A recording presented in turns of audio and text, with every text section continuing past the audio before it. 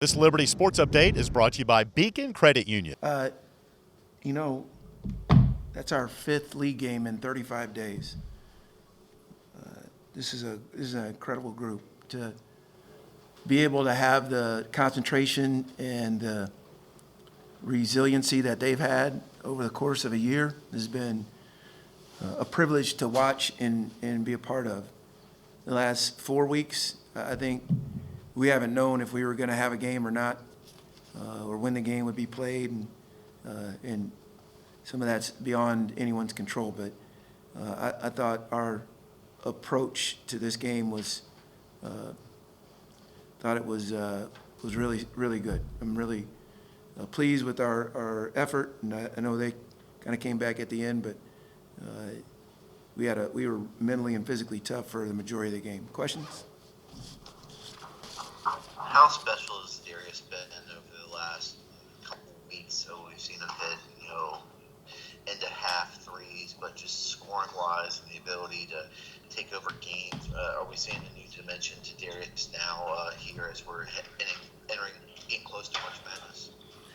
But you guys might be seeing it. We're not. We see it every day in practice.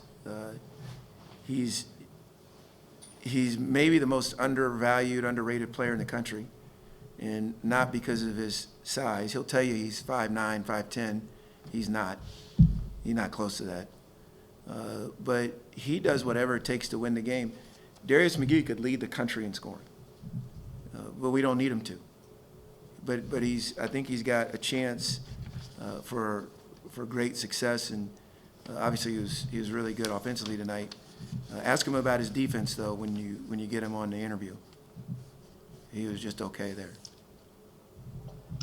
Coach, you talked about just 5 conference games in about a month, but yet it seems like your team is peaking. I don't know if you like that word, but playing really well the last few weeks. What do you attribute that to? Again, the way they practiced.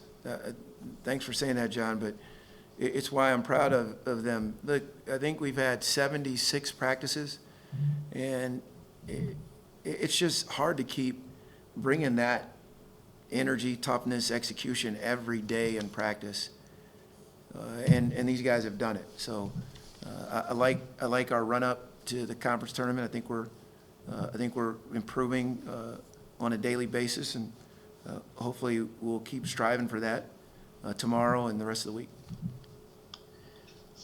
The way you guys ended the first half after Youngblood made those back-to-back threes to inch it closer, you guys held them scoreless for the last 4:25, and then I think the first 2.5 minutes of the second half to hold them scoreless.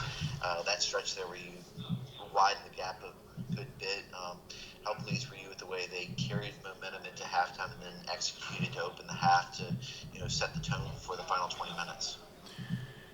Again, I kind of look at it, Dame, a little differently. I'm not worried about this half, that half. I'm worried about the next possession, and I just felt like we put some consecutive defensive possessions together that made it harder for them. But you guys understand, like Tony, their team plays as hard as anyone in the league, and they're shaking off the rust from not having practice because of inclement weather.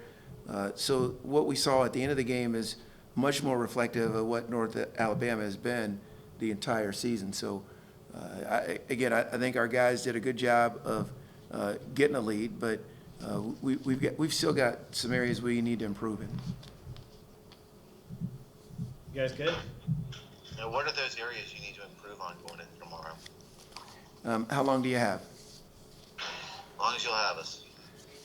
Well, McGee's ready to be on the post-game interview, but I'll wait until after the game tomorrow to let you know what some of those things are.